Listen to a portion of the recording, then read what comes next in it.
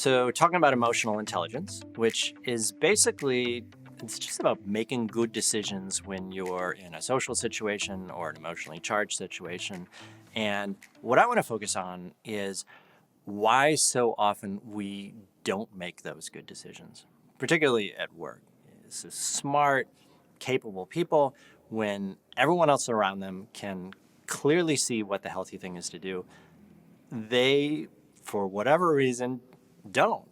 Like you're in a meeting and you're talking to someone, right? You've probably been here and you're thinking to yourself, like, do you really need to be raising your voice right now? Or just let it go, right? Why are you harping on this? Or like, why didn't you just tell her you didn't want to do it? Or you are clearly you're just clearly not listening to anything anyone else has to say right now, right? And so the healthy thing here is presumably clear to everyone else, but they're not doing it. Why? And I'm going to start on kind of an unusual place on this, what are called psychological needs, which certainly we don't spend a lot of time thinking about, but they drive a striking amount of our behavior. So let me give you a few examples. And to do that, I'm going to be using a personality model called DISC as I describe them.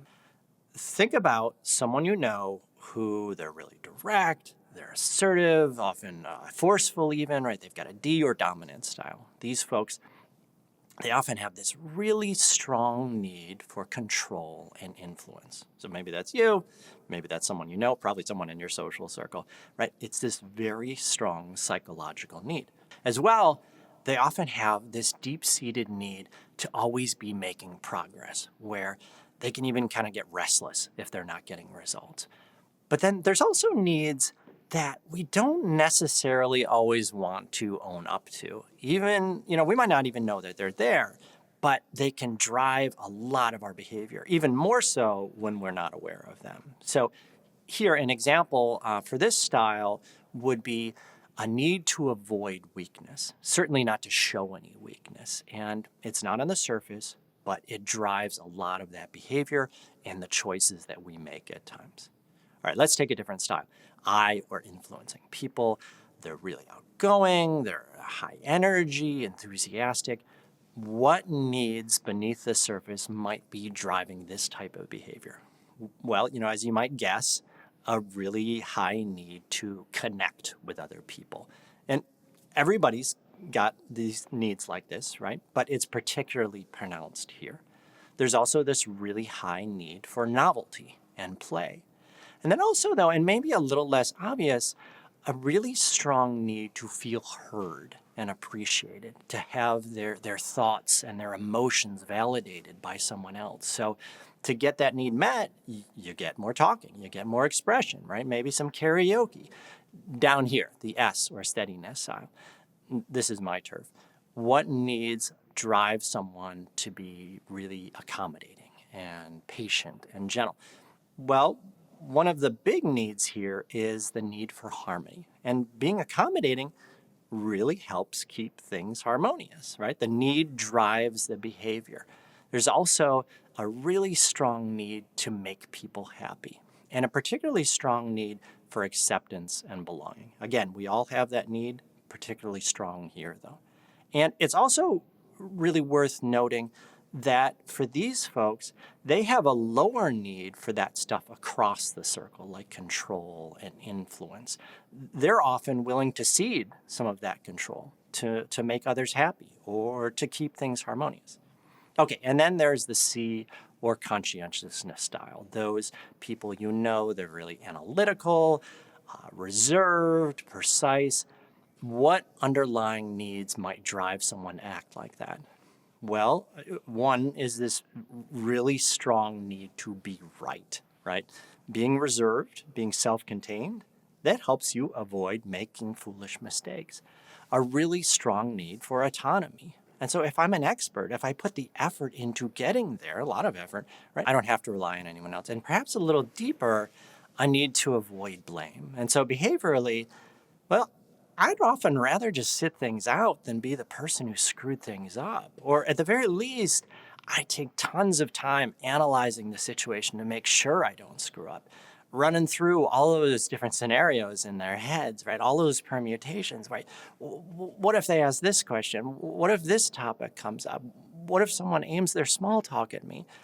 So, what does this have to do with emotional intelligence? Making good choices in social or emotionally charged situations? Well, in a nutshell, we see people making bad choices when there's this misalignment between the healthy behavior that the situation requires and the person's psychological needs, right? Like, so imagine you've got a situation that calls for me to very patiently listen to someone, but I've got this really strong need for control and making quick progress.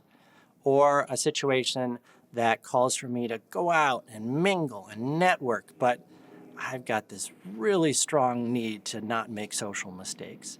You see the disconnect there. But to make matters even trickier, these disconnects, they're usually taking place on this very primal level. They're tapping into these fears and these needs that are often well beyond our awareness. And so what we do is, well, we come up with all sorts of justifications for our behavior that oftentimes have nothing to do with why we actually acted that way. And so then, to the people around us, these reasons that you're given, right, they don't seem like particularly good explanations, because they're not. And so they wonder, well, what's the real explanation?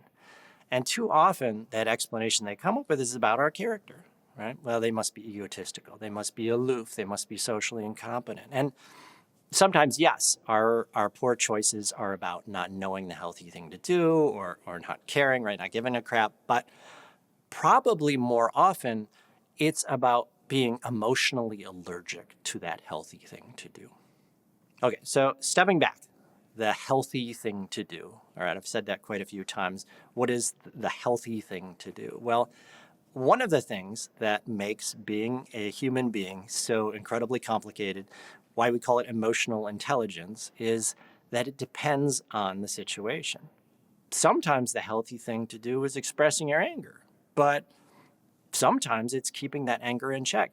Sometimes the healthy thing to do is being generous and giving someone a second chance, but sometimes the healthy thing to do is being tough-minded and saying enough is enough. So this is a model of emotional intelligence called Agile EQ. It doesn't cover every single aspect of emotional intelligence. Things like you shouldn't poke strangers, or sir, we're going to need you to put your shirt back on. But it does capture most of the biggies. It describes 8 different ways to approach social and emotional situations that are appropriate at different times as we move through life. And so they're called mindsets. And I'll describe them super quick here. So there are times in life where you need to be able to get yourself into a self-assured mindset to really assert yourself. There are times you need to be able to get yourself into a dynamic mindset to get buy-in from people, persuade them, hold their attention. You need to sometimes take an outgoing mindset. Even if you're introverted, you've got to initiate and maintain relationships to be effective. Sometimes you need to think empathetically when people in your life need to be supported, when they need to feel seen, even at work, especially at work. You need sometimes to take on a receptive mindset. It's not always about me and my brilliant opinions. I have to truly listen. Then there are times where I need to show restraint, when things will get heated and every neuron in my body is telling me to act, or at least to roll my eyes so hard at someone that they do a 360, but I need to take on a composed mindset. Likewise, there are times where I need to step back and be objective, set aside my personal feelings on the topic, my personal relationships, and be really logical. And finally, there are times where I need to take on a resolute mindset, where we need to resist pressure, stand my ground, speak up about problems, even if it's going to make things uncomfortable or awkward, or you just know you're going to get one of those passive aggressive, like, no, that's fine. That's fine, right? I'm not mad, right? A completely unrelated note, though. I think maybe it's time for you to stop using my Netflix password. But no, I'm not mad about this at all, right? And so we know examples are really helpful for this kind of thing. So let's zoom in on this last mindset, resolute. Why do people sometimes fail to act resolutely, even when it's clearly the right choice? Like, how many times have you seen someone not do this and you wanted to say to them, well, why didn't you just tell her no? Like, what were you thinking? Or, like, well, why didn't you speak up about these concerns earlier? Like, no one had any clue that you felt this way. Let me use myself as an example. All right, so this is where I fall on the DISC model, squarely in the S region, accommodating, patient, right, the Hufflepuffs. So this weekend, door-to-door salesperson comes by, catches me outside, selling like pest control, and I probably get like 3 of these guys coming by a week, which actually I would probably pay someone to control the pest control people, but I have no interest or need for his services. But it took me 10 minutes to get him to stop pitching. 10 minutes of my time and 10 minutes of his, mostly my time, wasted because I was not resolute enough, because I was being too polite. Now, if it had been my wife right there, right, the conversation would have lasted exactly 15 seconds, right? In fact, I went inside afterwards and she and my daughter, they made fun of me for 5 minutes for not sending him away quicker, which is probably another conversation that I should have shut down more quickly, right? Why didn't I make the right choice? Well, it's because of these guys, psychological needs. And let's just focus on one, Harmony here. In order to cut him off, because this guy, he did not pause at all, right? It was just one long sentence. In order to cut him off and firmly say, I am not buying, right? And back that up with the kind of firm, no nonsense nonverbals that my wife would have used. That's a clear lack of harmony. Resolute behavior inherently involves tension. It involves inviting friction into my life. But for me over here, deep in this psyche of mine, I am wired to be allergic to that. And so we've got this powerful psychological need, and it's pitted against the healthy behavior. Well, guess which one usually wins when we're going on autopilot, right? It's the psychological need. Now, we often don't admit why we acted that way, but that's what drove my emotionally unintelligent behavior. Right? And so this is my effort meter here, how hard it is for me to move into that resolute mindset.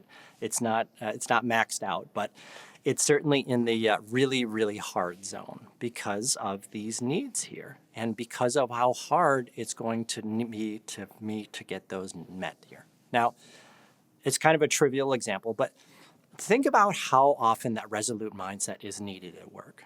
You know, someone's, they're putting too much on your plate, asking you to do more than your fair share. Do you say no and make it weird? Or do you say, well, all right, I'll just do it, right? Maybe be resentful later on. Or you're in a meeting and there's a senior leader and they're promoting some idea that you don't agree with, but everyone else seems to be on board. Do you push back? And when that gets dismissed, do you push back again and then again? Or does someone like me obey that unconscious voice and say, hey man, why in the world would you deliberately invite tension into your world? Just get on the harmony path, bro, right? And that's the thing that makes being emotionally intelligent so difficult, is that the comfortable thing is sometimes the wrong thing, especially when it's subtle like this, when it's a judgment call. How much do I really disagree? Or, are they really putting too much on my plate? That rationalization machinery kicks in really quickly. We're built for that. And so most of the time, with all of these mindsets, when I avoid making the healthy choice, it's subtle. It doesn't devastate me. It doesn't devastate my relationship, but it adds up. And it adds up for the people around me.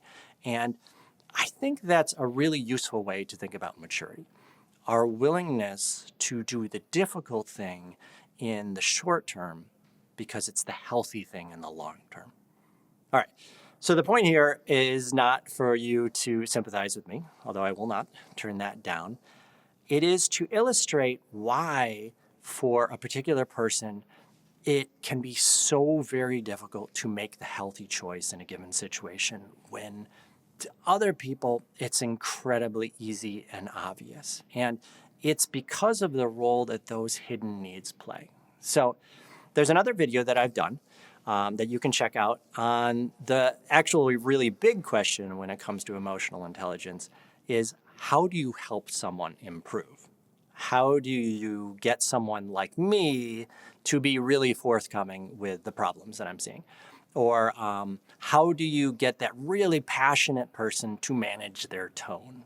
Or the really reserved person to actively reach out and make connections they need in the organization.